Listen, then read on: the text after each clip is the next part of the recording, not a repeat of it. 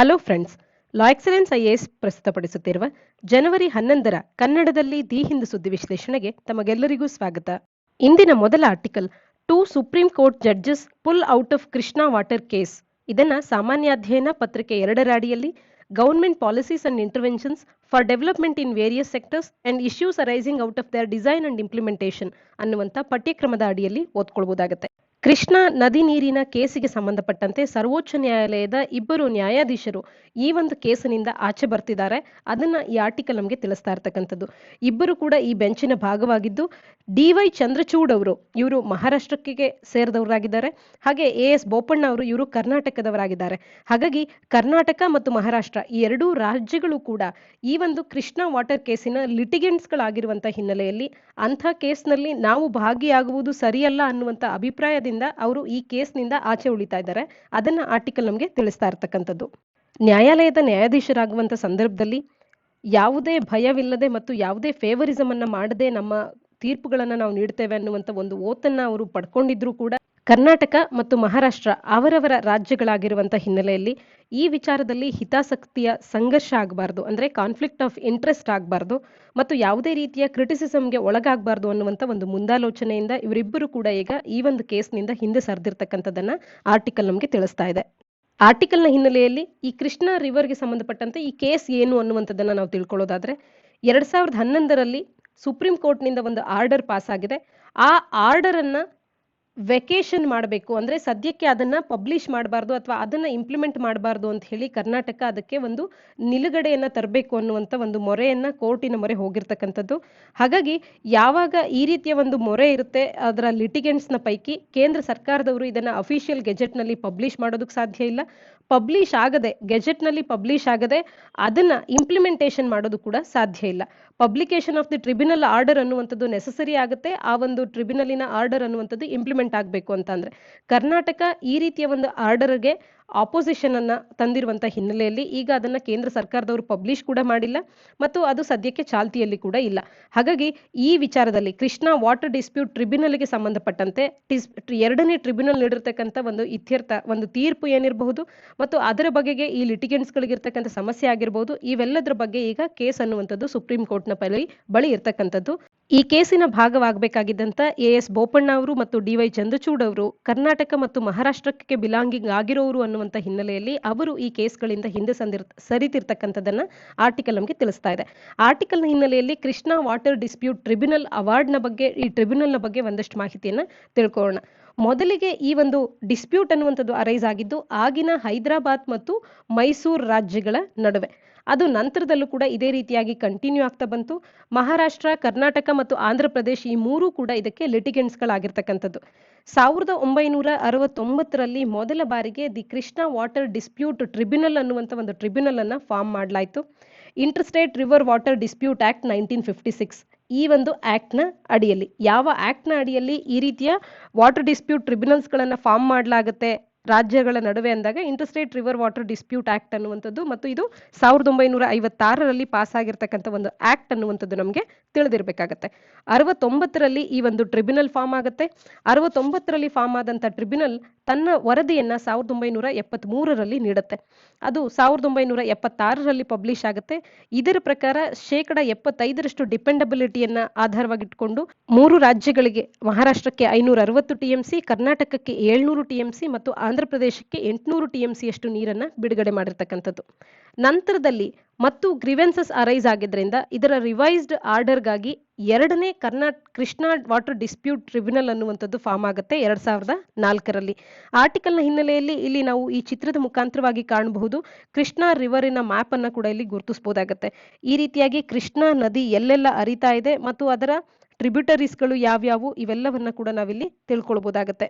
ಯಾವುದೇ ಪ್ರಮುಖ ನದಿಗಳು, ಮುಖ್ಯವಾಗಿ ಭಾರತದಲ್ಲಿ ಗಂಗಾ ಆಗಿರಬಹುದು, ಗೋದಾವರಿ ಆಗಿರಬಹುದು, ಯಮುನಾ ಆಗಿರಬಹುದು, ಕೃಷ್ಣ ಆಗಿರಬಹುದು, ಈ ರೀತಿಯ ನದಿಗಳು ಇವುಗಳ ಉಗಮ ಸ್ಥಾನ ಅಥವಾ ಅವು ಎಲ್ಲಿ ಹರಿತಾ ಇದ್ದಾವೆ ಅನ್ನುವಂಥದ್ದಾಗಿರಬಹುದು, ಮತ್ತು ಇವುಗಳ ಉಪನದಿಗಳು ಯಾವುವು ಅನ್ನುವಂಥದ್ದು, ಯಾವ ಯಾವ ರಾಜ್ಯಗಳಲ್ಲಿ ಇವು ಹರಿಯುತ್ತೆ ಅನ್ನುವಂಥದ್ದು, ಇವೆಲ್ಲವೂ ಕೂಡ ಪರೀಕ್ಷಾ ದೃಷ್ಟಿಯಿಂದ ಬಹಳನೇ ಇಂಪಾರ್ಟೆಂಟ್ ಆದಂಥ ಒಂದು ಅಂಶಗಳಾಗಿರುತ್ತೆ. ಪ್ರಿಲಿಮ್ಸ್ ಪಾಯಿಂಟ್ ಆಫ್ ವ್ಯೂನಲ್ಲಿ ರಿವರ್ ಸಿಸ್ಟಮ್ನ ಬಗ್ಗೆ ನಮಗೆ ಸ್ಪಷ್ಟವಾದಂಥ ಮಾಹಿತಿ ಇರಬೇಕು. ಇದರ ಬಗೆಗೆ ಒಂದು ಮ್ಯಾಪ್ ವರ್ಕ್ ಅನ್ನ ಕೂಡ ನಾವು ಮಾಡಿರ್ಬೇಕಾಗತ್ತೆ. ಇನ್ನು 2004ರಲ್ಲಿ ಕೃಷ್ಣ ವಾಟರ್ ಡಿಸ್ಪ್ಯೂಟ್ ಟ್ರಿಬ್ಯುನಲಿನ ಎರಡನೇ ಈ ಒಂದು ಟ್ರಿಬ್ಯುನಲ್ ಅನ್ನುವಂಥದ್ದು ಫಾರ್ಮ್ ಆಗುತ್ತೆ.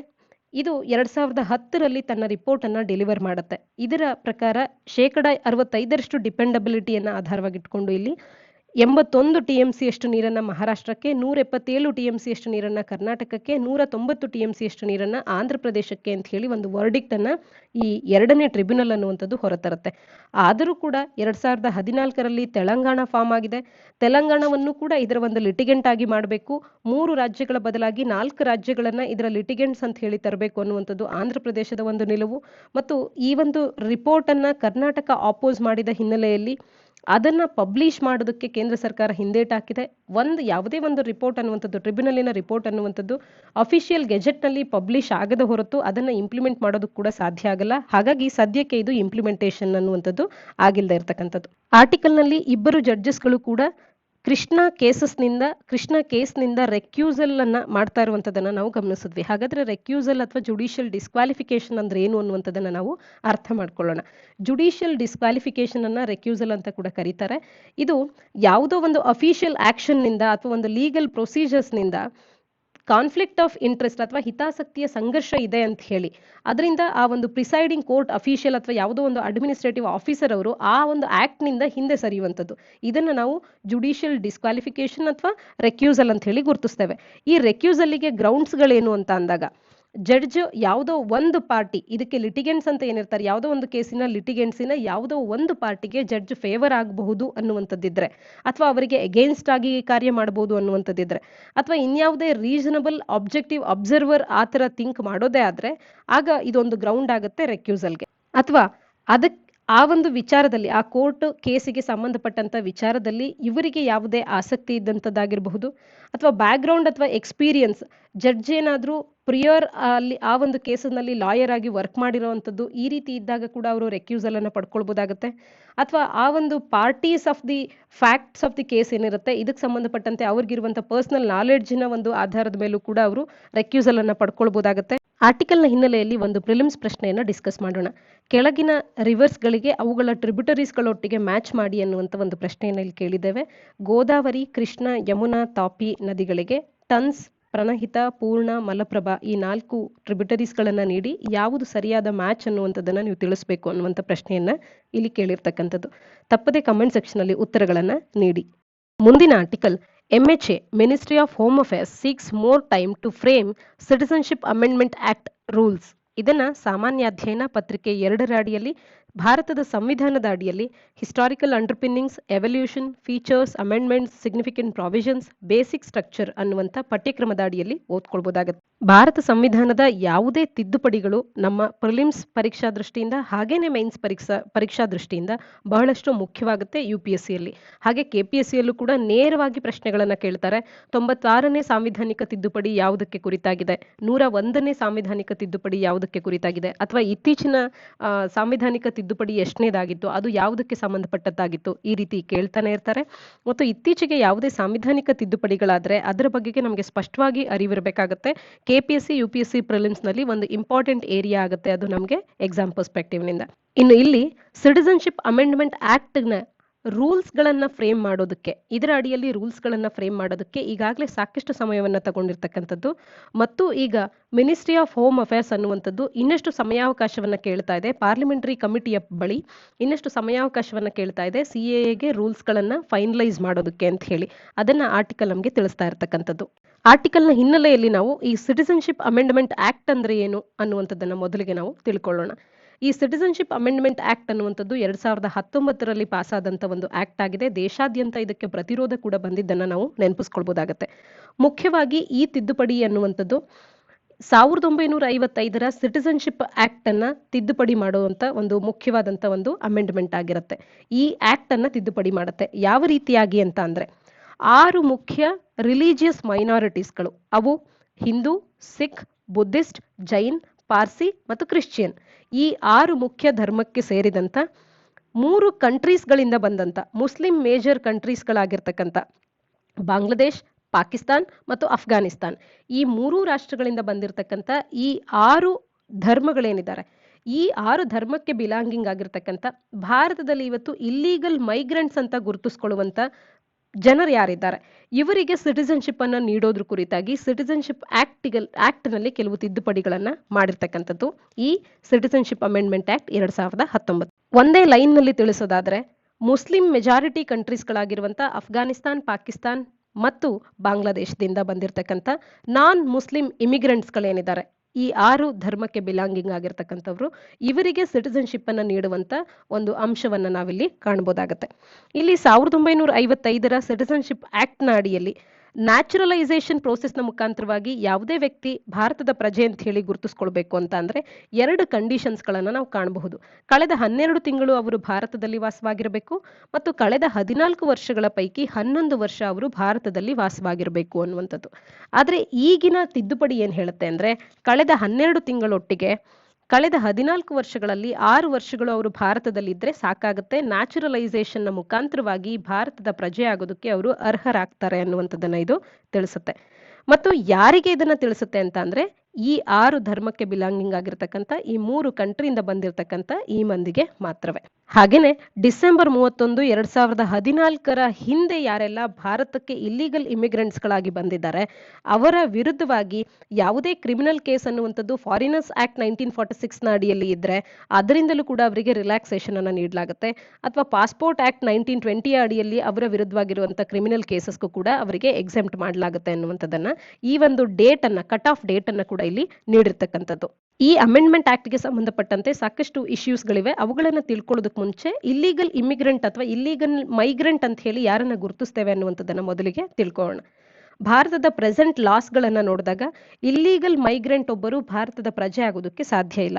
ಆದ್ರೆ ಸಿಟಿಸನ್ಶಿಪ್ ಅಮೆಂಡ್ಮೆಂಟ್ ಆಕ್ಟ್ ನ ಪ್ರಕಾರವಾಗಿ ಯಾವುದೇ ಇಲ್ಲೀಗಲ್ ಮೈಗ್ರೆಂಟ್ ಅಂತಿರುವಂತವರು ಅವರು ಫಾರಿನರ್ ಆಗಿದ್ದು ಅವರು ಭಾರತವನ್ನ, ಯಾರನ್ನ ಇಲ್ಲೀಗಲ್ ಮೈಗ್ರೆಂಟ್ ಅಂತ ಹೇಳಿ ತಿಳಿಸ್ತೇವೆ ಅಂತ ಅಂದ್ರೆ, ಭಾರತವನ್ನ ಎಂಟ್ರಿ ಆಗುವಂತ ಸಂದರ್ಭದಲ್ಲಿ ವ್ಯಾಲಿಡ್ ಟ್ರಾವೆಲ್ ಡಾಕ್ಯುಮೆಂಟ್, ಉದಾಹರಣೆಗೆ ಪಾಸ್ಪೋರ್ಟ್ ಅಥವಾ ವೀಸಾ ಅವರ ಬಳಿ ಇಲ್ಲ ಅಂತ ಅಂದ್ರೂ ಕೂಡ ಅವರು ಭಾರತಕ್ಕೆ ಪ್ರವೇಶ ಮಾಡಿರ್ತಾರೆ, ಅಂಥವ್ರನ್ನ ಇಲ್ಲೀಗಲ್ ಮೈಗ್ರೆಂಟ್ ಅಂತ ಗುರುತಿಸ್ತೇವೆ.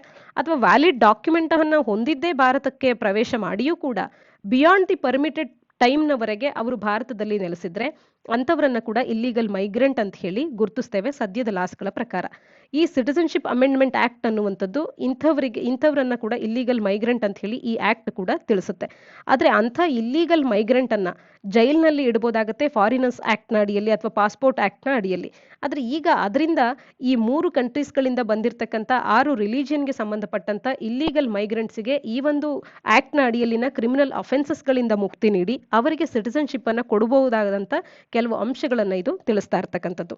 ಈ ಬಿಲ್ ಅನ್ನುವಂಥದ್ದು ಕೆಲವು ಎಕ್ಸೆಪ್ಷನ್ಸ್ ಗಳನ್ನ ಮಾಡಿದೆ, ಅದನ್ನ ಈಗಾಗಲೇ ನಾವು ತಿಳ್ಕೊಂಡ್ವಿ. ಈ 6 ಧರ್ಮದವರು 3 ಕಂಟ್ರೀಸ್ಗಳಿಂದ ಬಂದಿರತಕ್ಕಂಥವ್ರು ಮತ್ತು ಈ ಡೇಟ್ ನ ಒಳಗೆ ಬಂದಿರತಕ್ಕಂಥವ್ರು ಈ ರೀತಿಯಾಗಿ. ಹಾಗೇನೆ ಭಾರತದ ಕೆಲವು ಟ್ರೈಬಲ್ ಏರಿಯಾಸ್ಗಳು, ಉದಾಹರಣೆಗೆ ಅಸ್ಸಾಂ, ಮೇಘಾಲಯ, ಮಿಜೋರಾಂ, ತ್ರಿಪುರಾ, ಇವುಗಳನ್ನ ನಾವು ಭಾರತ ಸಂವಿಧಾನದ 6ನೇ ಶೆಡ್ಯೂಲ್ ನ ಅಡಿಯಲ್ಲಿ ಕಾಣ್ತೇವೆ. ಈ ರಾಜ್ಯಗಳಲ್ಲಿನ ಸರ್ಟೈನ್ ಟ್ರೈಬಲ್ ಏರಿಯಾಸ್ಗಳಲ್ಲಿ ಅವರು ರಿಸೈಡ್ ಆಗಿರಬಾರ್ದು, ಅಥವಾ ಇನ್ನರ್ ಲೈನ್ ಪರ್ಮಿಟ್ ನ ಅಡಿಯಲ್ಲಿ ಅರುಣಾಚಲ್ ಪ್ರದೇಶ್, ಮಿಜೋರಾಂ, ನಾಗಾಲ್ಯಾಂಡ್ ನ ಇನ್ನರ್ ಲೈನ್ ಪರ್ಮಿಟ್ ನ ಅಡಿಯಲ್ಲಿ ಅವರು ರಿಸೈಡ್ ಆಗಿರಬಾರ್ದು. ಇಂಥ ಮಂದಿಗೆ ಭಾರತದ ಸಿಟಿಸನ್ಶಿಪ್ ಅನ್ನ ಕೊಡೋದಕ್ಕೆ ಈ ಆಕ್ಟ್ ಅನ್ನುವಂಥದ್ದು ಸಪೋರ್ಟ್ ಮಾಡುತ್ತೆ. ಇನ್ನು ಈ ಆಕ್ಟ್ ನೊಟ್ಟಿಗೆ ಸಾಕಷ್ಟು ವಿವಾದಗಳು ಯಾಕಿತ್ತು ಅಂತ ಅಂದ್ರೆ, ಇಲ್ಲಿ ಕೇವಲ 3 ಕಂಟ್ರೀಸ್ಗಳನ್ನ ಮಾತ್ರ ಗುರುತಿಸಿ, ಕಂಟ್ರಿ ಆಫ್ ಆರಿಜಿನ್ ಅನ್ನ ಗುರುತಿಸಿ ಅವರಿಗೆ ಮಾತ್ರವೇ ಸಿಟಿಸನ್ಶಿಪ್ ಅನ್ನ ಕೊಡೋದಕ್ಕೆ ಭಾರತ ಸನ್ನದ್ಧ ಆಗ್ತಿರ್ತಕ್ಕಂಥದ್ದು ಎಷ್ಟರ ಮಟ್ಟಿಗೆ ಸರಿ ಅನ್ನುವಂಥದ್ದು ಒಂದು ಪ್ರಶ್ನೆ.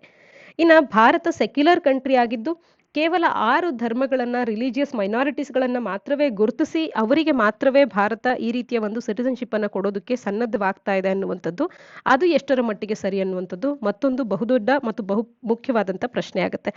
ಹಾಗೆ ಮಯನ್ಮಾರ್ನಂತ ರಾಷ್ಟ್ರಗಳು ಕೂಡ ನಮಗೆ ಹಿಸ್ಟಾರಿಕಲ್ ಟೈಸ್ ಅನ್ನು ಹೊಂದಿದ್ದು, ಅಲ್ಲಿಂದಲೂ ಕೂಡ ರೋಹಿಂಗ್ಯಾ ಮುಸ್ಲಿಮ್ಸ್ ನಂತ ಮೈನಾರಿಟಿ ಕಮ್ಯುನಿಟೀಸ್ಗಳು ಅಲ್ಲಿ ಪರ್ಸಿಕ್ಯೂಷನ್ಗೆ ಒಳಗಾಗಿ ಭಾರತಕ್ಕೆ ಬಂದಿರತಕ್ಕಂಥದ್ದು ನಮಗೆ ತಿಳಿದೇ ಇದೆ. ಅಂಥವ್ರಿಗೆ ಯಾಕೆ ಇದನ್ನ ನಾವು ಅಲೋ ಮಾಡ್ತಾ ಇಲ್ಲ, ಅದೊಂದು ಒಂದು ಪ್ರಶ್ನೆ ಆಗುತ್ತೆ.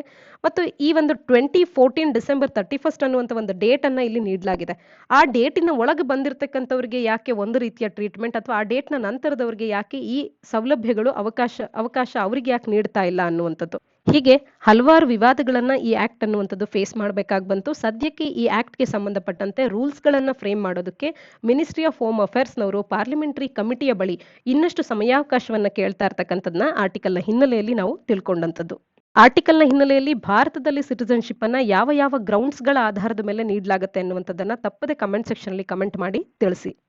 ಮುಂದಿನ article, Ghaziabad most polluted city says NCAP report. ಇದನ್ನ ಸಾಮಾನ್ಯಾಧ್ಯಯನ ಪತ್ರಿಕೆ 3ರ ಅಡಿಯಲ್ಲಿ ಸಂರಕ್ಷಣೆ ಪರಿಸರ ಮಾಲಿನ್ಯ ಅನ್ನುವಂಥ ಪಠ್ಯಕ್ರಮದ ಅಡಿಯಲ್ಲಿ ಓದ್ಕೊಳ್ಬಹುದಾಗುತ್ತೆ. ಆರ್ಟಿಕಲ್ನಲ್ಲಿ ನ್ಯಾಷನಲ್ ಕ್ಲೀನ್ ಏರ್ ಪ್ರೋಗ್ರಾಂನ ಅಡಿಯಲ್ಲಿ ರಿಪೋರ್ಟ್ ಒಂದು ಹೊರಬಂದಿದ್ದು, ಇದರ ಅಡಿಯಲ್ಲಿ ಡೆಲ್ಲಿ ಮತ್ತು ನಾನ್ ಅಟೈನ್ಮೆಂಟ್ ಸಿಟೀಸ್ಗಳು ಅಂತ ಗುರುತಿಸ್ಕೊಂಡಿರ್ತಕ್ಕಂಥ ಹಲವು ನಾನ್ ಅಟೈನ್ಮೆಂಟ್ ಸಿಟೀಸ್ಗಳು ಮಾರ್ಜಿನಲ್ ಇಂಪ್ರೂವ್ಮೆಂಟ್ ಅನ್ನ ಮಾತ್ರವೇ ತೋರಿಸಿವೆ ಅನ್ನುವಂಥದ್ದನ್ನ ಆರ್ಟಿಕಲ್ ನಮಗೆ ತಿಳಿಸ್ತಾ ಇರ್ತಕ್ಕಂಥದ್ದು.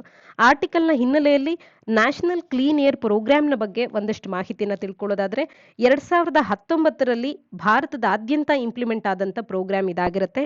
ಇದರ ಮುಖ್ಯ ಉದ್ದೇಶ ಏನು ಅಂತ ಅಂದ್ರೆ 2024ರವರೆಗೆ ಭಾರತದ 132 ಸಿಟೀಸ್ಗಳಲ್ಲಿ 20% 30% ಪರ್ಟಿಕ್ಯುಲೇಟ್ ಮ್ಯಾಟರ್ಸ್ಗಳ ಲೆವೆಲ್ಸ್ಗಳನ್ನ ಕಡಿಮೆ ಮಾಡಬೇಕು ಅನ್ನುವಂಥದ್ದು ಇದರ ಮುಖ್ಯವಾದಂತ ಉದ್ದೇಶ ಆಗಿತ್ತು. ನಾನ್ ಅಟೈನ್ಮೆಂಟ್ ಸಿಟೀಸ್ ಅಂತ ಹೇಳಿ ತಿಳಿಸಿದೆ.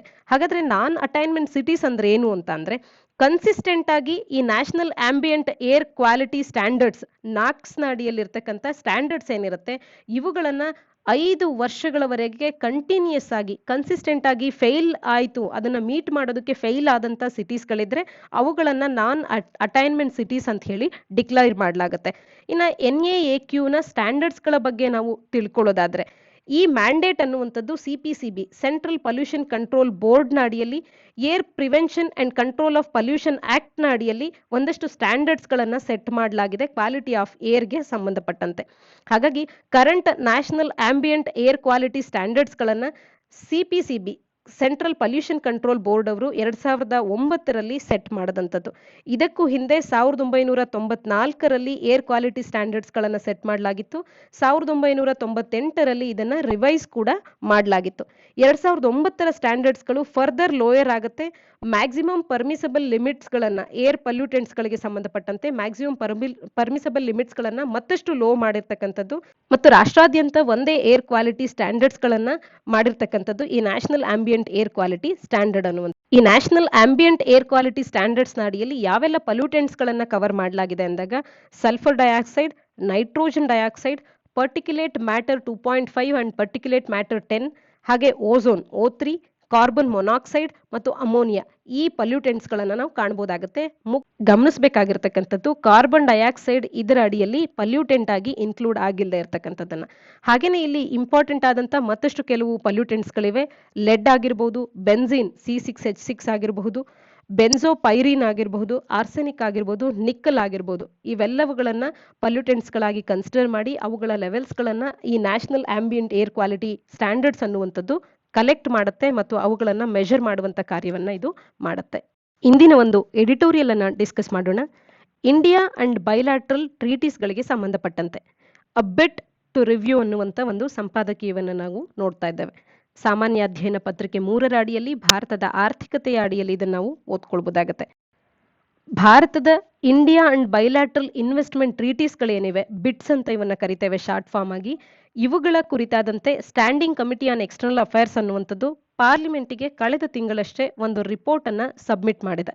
ಈ ರಿಪೋರ್ಟಿನ ರಿವ್ಯೂ ಮಾಡೋದಕ್ಕೆ ಏನೆಲ್ಲ ಫ್ಯಾಕ್ಟರ್ಸ್ಗಳು ನೆಸೆಸಿಟೇಟ್ ಮಾಡ್ತು ಅಂತ ಅಂದಾಗ, ಇನ್ವೆಸ್ಟರ್ಸ್ಗಳು ಭಾರತವನ್ನ ಫ್ರೀಕ್ವೆಂಟ್ ಆಗಿ ಸೂ ಮಾಡ್ತಾ ಇರ್ತಕ್ಕಂಥದ್ದು.